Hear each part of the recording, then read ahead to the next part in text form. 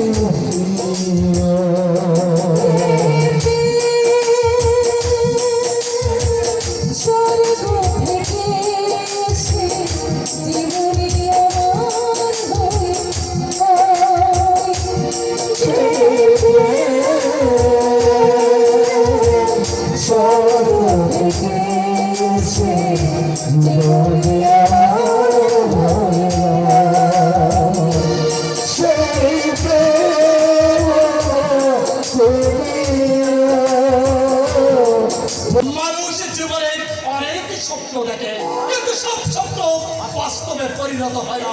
এই কথা এতদিন পরে লালু জেনেছে আর আমিও জেনেছি। সমাজের বুকে মাথা উঁচু করে দাঁড়ানো যায় না।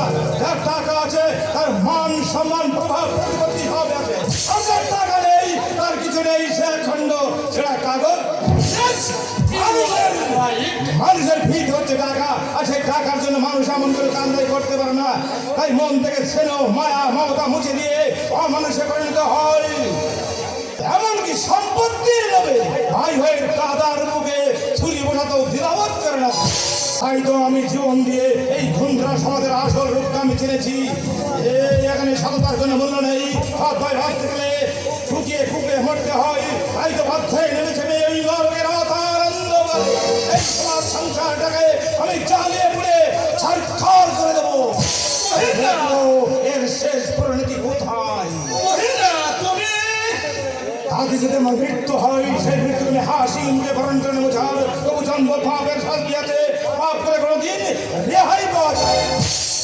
সঙ্গে যখন তুমি হাত মিলিয়েছ তখন তোমার কোনো চিন্তা নেই, তোমার সমস্ত দায়িত্ব আমার। হ্যাঁ স্যার, সে আমি জানি। আপনি হচ্ছেন আমার আনন্দ প্রভু।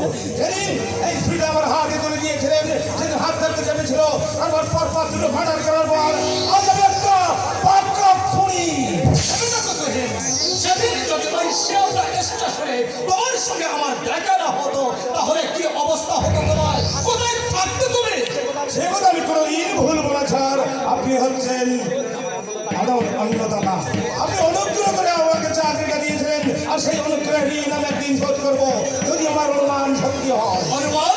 কিসের অনুমান? না আমার স্যার, ও কিছু নয়। আপনাকে সেই বস্তির ঠিকানাটা আমি জেনে এসেছি, আর মেয়েটাকে আমি চিনে এসেছি। অন্তর্থহীন কাজ একমাত্র তোমার দ্বারাই সম্ভব। শুনতে তাহলে আজ রাত্রে ওই মেয়েটাকে আপনার চূড়া করতে হাজির করবো স্যার। কিন্তু খুব সাবধান, একটি জন্য করে চিৎকার চেঁচামেচি করার সুযোগ না পায়। সে আপনাকে বলতে পারে না স্যার, এই তুহিন কোনো কাজ করবার আগে সব ভেবে চিন্তাই আগে পরে যেন পস্তাবে না হয়। তোমার উপরে সে বিশ্বাস আমার আছে, তাই তো তোমাকে আমি এত ভালোবাসি। কারোর উপরে এত বিশ্বাস রাখা ভালো নাই, তাহলে দেখবেন সেই অবিশ্বাসে ছেলে কি আপনার মুখে বসিয়ে দিয়েছে। স্যার, এই পৃথিবীটা বড় বেমান, আর তার চেয়ে বড় বেমান হচ্ছে এই বিপদধরী মানুষ। মানুষ মাঝে মাঝে এমন সব কথা বলে আমি কিছুই ভেবে উঠতে পারি না। মনে হয় কারোর বিরুদ্ধে ওর বুকের মধ্যে অভিযোগ জমা হয়ে আছে, তাই তো ও আজ এত ক্ষিপ্ত হয়ে উঠেছে।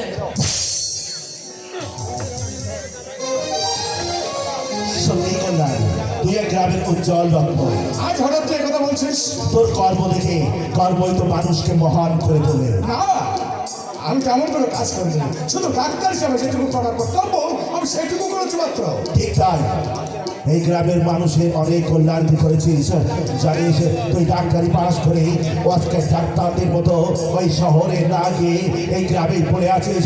এটা সবচেয়ে যদি কেউ আনন্দ পেয়ে থাকে, সে আর কেউ নয় কল্যাণ, সে হচ্ছে আমি। জানিস কল্যাণ, এই গ্রামের মানুষগুলো যেন এক অভিশাপ নিয়ে জন্মেছে। আশেপাশে একটা ডাক্তারখানা নেই।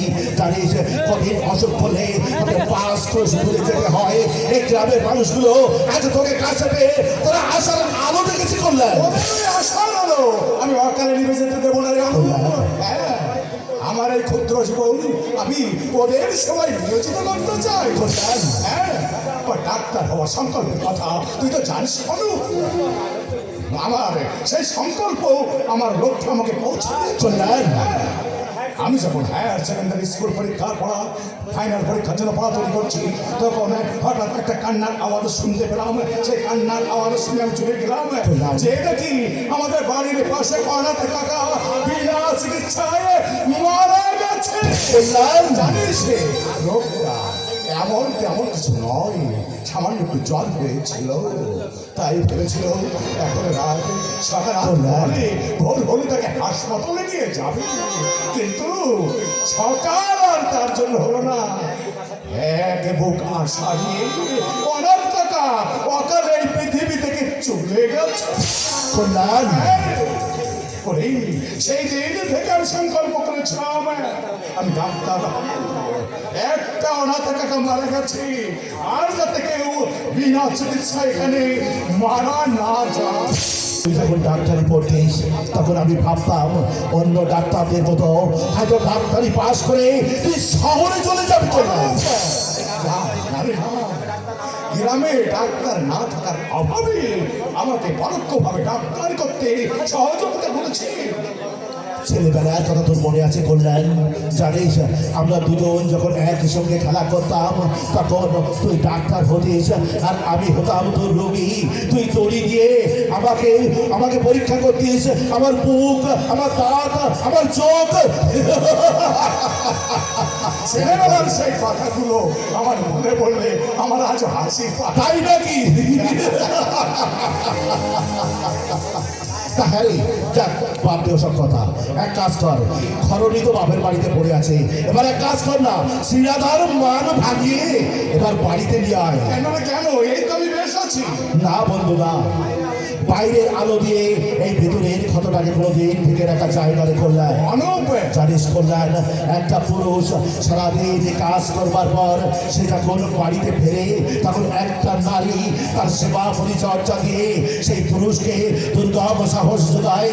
একটা কথা বলে রাখিস কল্যাণ, পুরুষের দুর্গম সাহস ওই আলোককে যোগায় নারী।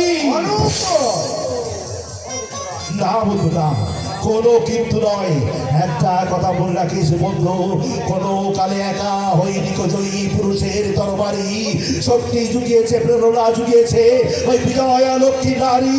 তাই সেই নারীকে বাইরে রেখে নিজের সাধনায় তুই ব্যাঘাতে ঘটাস না বন্ধু, তাকে তুই বাড়িতে ফিরিয়ে নিয়ে আয়। অনুপ, ফুল ফুটলে তাদের যদি ভ্রমর না বসে, তাদের ফুলের ফোটা যেমন সার্থক হয় না, তাকে একটা কথা তুইও মনে রাখিস বন্ধু, ভ্রমরকেও সেই ফুলের রূপ রস আর গন্ধ থেকে চিরদিন দূরে থাকতে হয় বন্ধু, দূরে থাকতে হয়, দূরে থাকতে হয়। না না না, আমি তাকে বঞ্চিত করতে চাই না, কিন্তু সে যদি গ্রামে থাকতে না চায় তাহলে তার জন্য আমি কি করতে পারি? না না না, আমাকে এই গ্রামের হত দরিদ্র মানুষের কথা চিন্তা করতে হবে, যারা চুলায় পায় না এক মুঠো অন্ন, পরনে পায় না এক বস্ত্র। না না, এই অবহেলিত মানুষের পাশে আমাকে দাঁড়াতে হবে। এই অবহেলিত মানুষকে ত্যাগ করে, এই গ্রামকে ত্যাগ করে শহরে বাস করা আমার পক্ষে অসম্ভব, অসম্ভব। ভাগ্য ভাগ্য মানুষকে কখন কোথায় নিয়ে যায় তা কেউ বলতে পারে না। দয়া করে দেবতা আমাকে পায়ে ঠাঁই দিয়েছিল, তাই আজ আমি এই বাড়ির বউ হতে পেরেছি।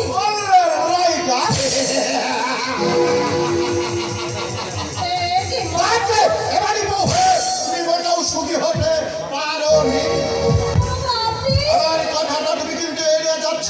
না মানে তুমি যতই অস্বীকার করো আমি জানি, দিদি তোমাকে কখনো সহ্য করতে পারে না, সব সময় তোমার পিছনে লেগে থাকে। হয়তো আমার কোনো কাজে অন্যায় দেখেন, হয়তো আমি সেটা ভালো করে বুঝতে পারি না, তাই দিদি তোমার কোনো অন্যায় না দেখাও, অযথা আঘাত কথা বলে। আসলে তোমরা কি জানো, যেটাকে সহ্য করতে পারে না তার চলনটা বা তা দেখায়। এ কি বলছেন আপনি? স্বাধীনতার পর অবলা নারীর উপর অত্যাচার একজনই শ্বশুর বাড়ির অসত্য নির্যাতন তাদের সহ্য করতে হয়। সত্যি এখানে তোমার বিদ্যালয় বিশিষ্ট আমি একদম সেই ব্যাপারই না, একদম তোমার কাছে মাঝে মাঝে আমার চোখ থেকে জল বেরিয়ে আসতে চাইছে। সর্বাণী আপনি আমাকে নাম ধরে দেখেছি বলে আমি সহ্য হয়ে যাচ্ছ, তাই না? অবশ্যই সহ্য হওয়ার কথা। দেখো সর্বাণী, এটা একটা আধুনিক ভাষার তাছাড়া ওই মামা বাবু শব্দটা এইসব বৃদ্ধ লোকদের ক্ষেত্রে মানায়, আমার ক্ষেত্রে নয়। তাই বলছিলাম ওই মামা বাবু শব্দটা বাদ দিয়ে তুই আমাকে সুব্রত তা বলে ডেকেছো। তা কেমন করে হয়? কেন হতে পারে না সর্বাণী? আমি কি তোমার পর? আচ্ছা, তুমি কি আমাকে আপন করে ভাবতে পারো না?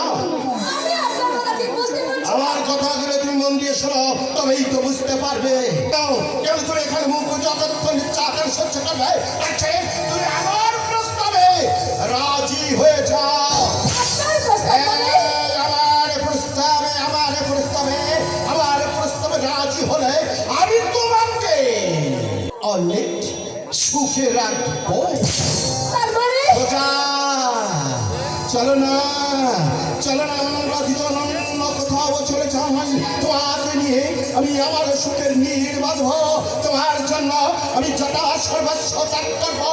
শুধু তুমি হবে আমার আর আমি হব তোমার।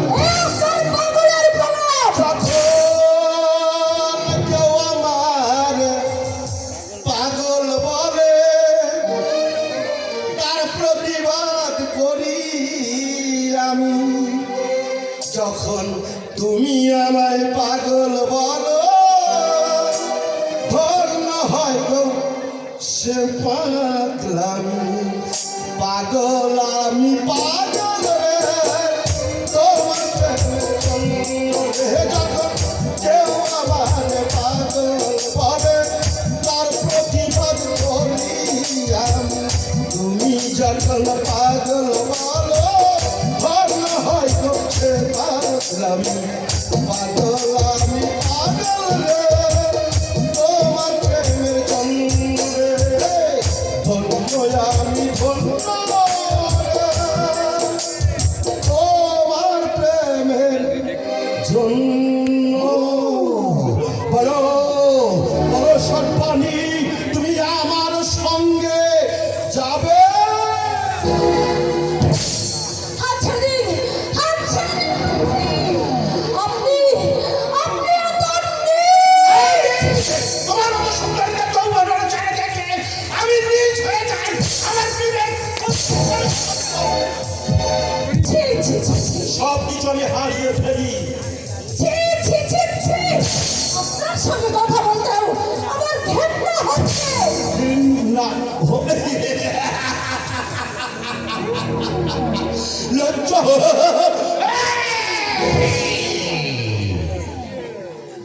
একটা কথা কান খুলে শুনে রাখো মেয়েদের মুখ থেকে ওই ভাষাগুলো শুনে না প্রায় শুনে শুনে আমি ওটা হজম করে ফেলেছি তাছাড়া তোমার মুখ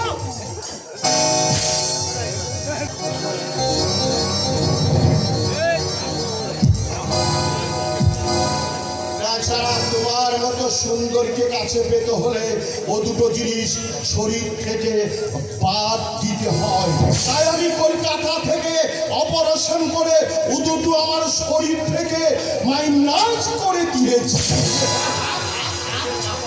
তাছাড়া ভেবে দেখো সাবধান। আমি তোমার ভালোর জন্য বলছি খবরদার! আপনি আমার নাম ধরে ডাকবেন না। আর আমার ভালো ভালো আপনারা করে আপনার আর ডাকতে হবে না। গলায় দড়ি! গলায় দড়ি! এমন বউয়ের গলায় দড়ি দেব। কোথায় গেল আমার স্বামী? এই যে, এখানে। আর আমি ওদিক ওদিক দিয়ে খুঁজে বেড়াচ্ছি। মা, ও মা, এখানে দাঁড়িয়ে দাঁড়িয়ে আমার কচি মায়ের মাথাটা চিবিয়ে খাচ্ছে। বাবা না, বাবা আমাকে জানিস তুই কিছু জানিস দিদি তুই কিছু জানিস আরে একটু আগে বৌমা আমাকে এখানে একা পেয়ে না গলা জড়িয়ে ধরে একটু কাঁদছিল কেন আমার? বললে মামা মামা বাবু গো আপনার ভাবনা আমাকে কোথাও বেড়াতে নিয়ে যায় না শুনলাম চিত্র ভাবে কারিগরটা হিন্দি ছবি বেরিয়েছে একেবারে সরাসরি তো এখন আপনি যদি আমাকে সিনেমা দেখাতে নিয়ে যেতেন তাই না না না না, আপনি বিশ্বাস করুন আমি বাবা বাবাকে ইচ্ছা বলিনি, মাকে ইচ্ছা বলিনি।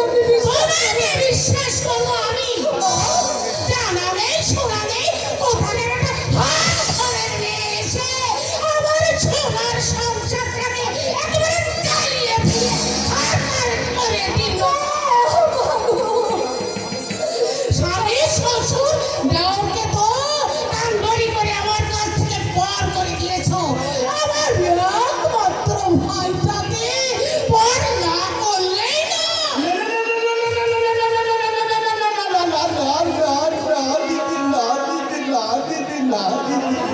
আরে বৌমারও দোষ কি ইয়াং মেয়ে ছেলে তাছাড়া দৌড়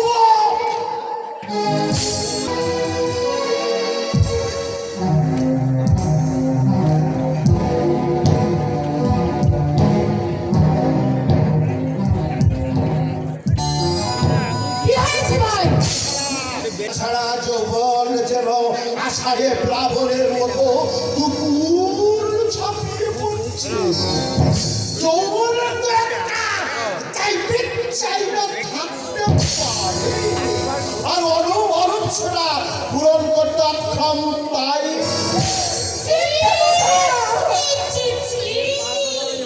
বিয়ের 5 বছর পর্যন্ত আমি এই বাড়িতে মাথায় কোমটা দিয়ে ঘুরছি।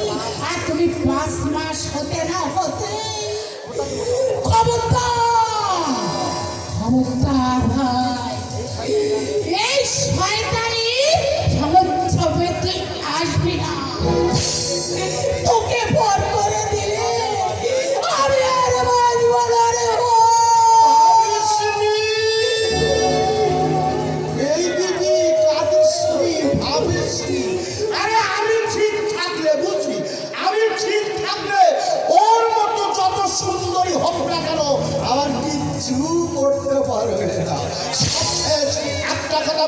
জানিস দিদি আমি তোর ভাই এই সব লোভ না।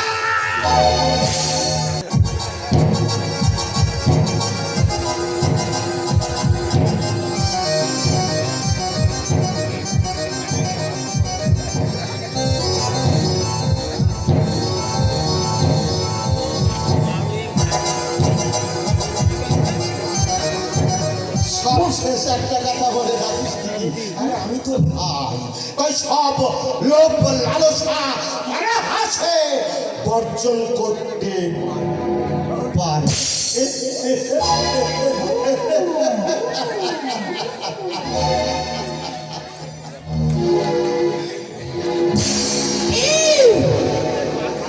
সঙ্গের মতো দাঁড়িয়ে থাকে, আরে বাড়ির কাজগুলো কে করবে? আমার শরীরটা খুব একটা ভালো নেই মা।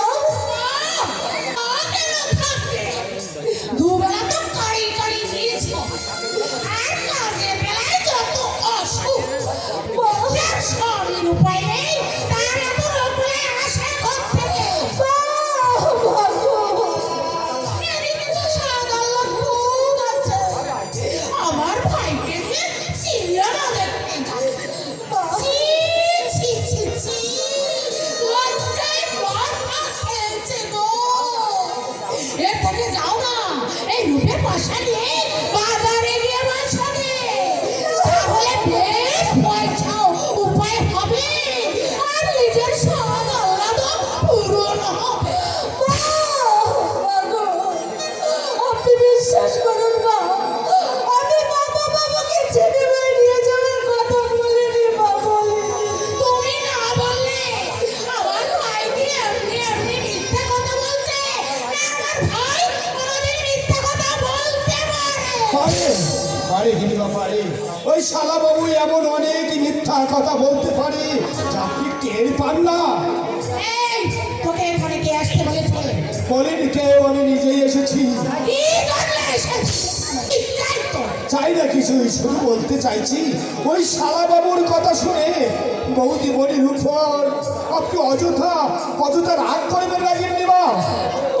এই, তুইও বলতে চাস আমার ভাই মিথ্যাবাদী? মিথ্যাবাদী কি সত্যবাদী তার প্রমাণ একদিন না একদিন আপনি পাবেন, কারণ পাপ আর পাড়া যে কোনোদিন চাপা থাকে না গিন্নিমা। তোর এত বড় সাহস, আমার সামনে দাঁড়িয়ে তুই আমার ভাইকে অপমান দিস? এই, জানিস জানিস আমি তোকে আমি জানি গিন্নিমা, আমাকে বাড়ি থেকে দাঁড়িয়ে এবার হুমকি দেবেন, নয়তো আমাকে অনেক ছোট কথা বলবেন। এসব কথা আপনার মুখে শুনে শুনে আমি হজম করে ফেলেছি গিন্নিমা। গিন্নিমা, একটা অবলা নারীকে কাঁদিয়ে কি লাভ হবে গিন্নিমা? বৌদি বলি যে আপনার পুত্রবধূ ছিল, ভালোবাসা দিয়ে তাকে নিজের মেয়ের মতো করে কাছে টেনে নিন, তাতে দেখবেন এই সংসারের মঙ্গল হবে। কিসের মঙ্গল আর কিসের অমঙ্গল তাকে তোর কাছ থেকে আমাকে শুনতে হবে নাকি? আজও আর কিছু বলতে চাই না গিন্নিমা, কিন্তু আপনি দিনের পর দিন বৌদি বলির উপর যে লাঞ্ছনা গঞ্জনা করছেন তা দেখে আমি আর মুখ বুঝে থাকতে পারছি না। আয়েছে মাসি দরদ একবারে উঠলে উঠছে। এই, তোর হাতে ওটা কি রে? কিছু না, তা হাতটা পিছনে লুকাচ্ছিস কেন? এই, ওই দেখি। মানে গিন্নিমা, এই, দেখা বলছি। কি হলো? দেখাবি না? এই, তুই আমার চোখে ফাঁকি দিতে চাস? আমার চোখে ফাঁকি দেওয়া অত সোজা নয়। এই দেখি, দেখি।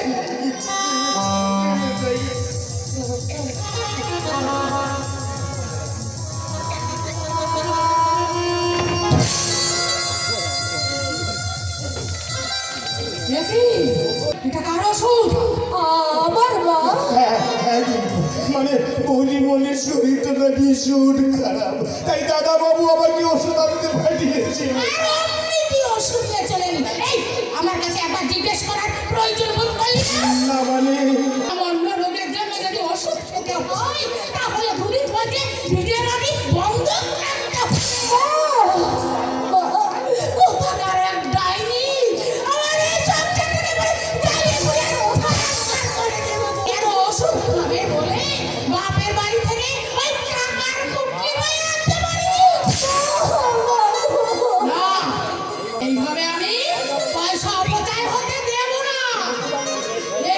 ওষুধ আমি কিছুতেই খেতে দেব না।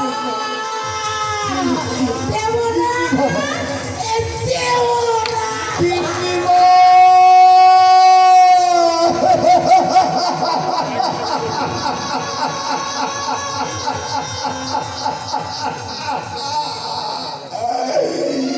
কি করলেন, কি করলেন গিন্নিমা? ওষুধটা ফেলে দিলেন।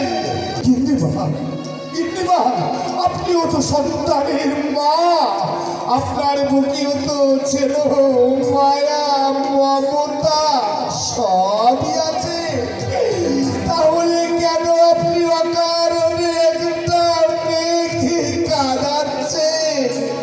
এই, এই সে নৈবেদ্য আমি তোর কাছে দেবো।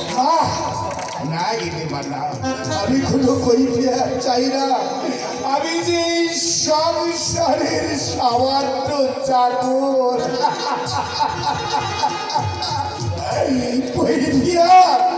কৈফিয়ত চাওয়া কি আমার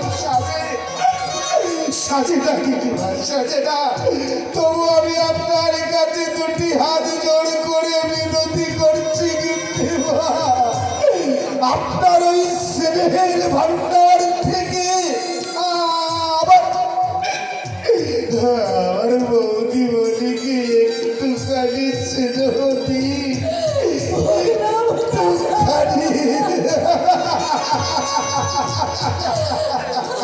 তাতে দেখবেন, তাতে দেখবেন আমার বৌদি বলি সুখী হবে, শান্তি পাবে। একটা মেয়েকে অকারণে কাটিয়ে এই সংসারের কোনোদিন মঙ্গল হয় না গিন্নিমা, এই সংসারের কোনোদিন মঙ্গল হয় না, কোনোদিন। ওই বুড়ো হালটা ভক্তবান আমাকে শিক্ষা দিতে চায় না। তোকে আমি মজা দেখাচ্ছি। আরে এত চিৎকার চেঁচামেচি করছো কেন? আমি দেখালেই তো তুমি শুধু শুনতে পাও, আর এই বাড়ির মধ্যে কোথায় কি করছে তা তো তুমি একটু দেখতে পাও না। কি হয়েছে সেটা তোমাকে বলবে? তাহলে তুমি কি তার প্রতিকার করবে? নিশ্চয়ই প্রতিকার করবো, বলো না কি হয়েছে? এই যে তোমার আদরের বৌমা, এত বেলা হয়ে গেল, এখন সকাল থেকে একটু পুজোর না এলো না। এ তো ভারী অন্যায়। বৌমা, কি ভেবেছো তুমি? সংসারের কোনো কাজ কি তোমাকে করতে হবে না? আর আমি এই কথা বলতে গেল, আর আমাকে কি না ধরে দিল আমার শরীর খারাপ। শরীর খারাপ চলবে না। আরে দুবেলা পেট করে খাতে যখন সংসারের সমস্ত কাজ তোমাকেই করতে হবে। বাবা, আমি তো তোমাকে বসিয়ে বসিয়ে খাওয়াতে পারি না। তুমি না থাকলে আমি না হয় যেই রাখতাম। ঠিক কথাই বলেছি।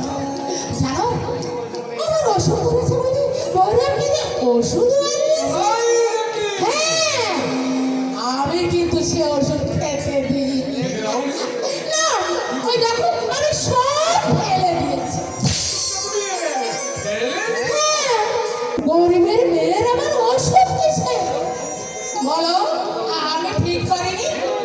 তুমি ঠিক বলছো সুজাতা। আরে গরিবের মেয়ে লোকটা এমনিতেই সেরে যায়, ওষুধের কোনো প্রয়োজন নেই। এত দিলে ঠাকুর তোমার সমাধি দিয়েছে। হে মা কালী, তোমার আমি সোনা পুজো দেব। এসো, এসো না। আমি তোমাকে আজ নিজের হাতে চা করে খাওয়াবো। এসো, এসো।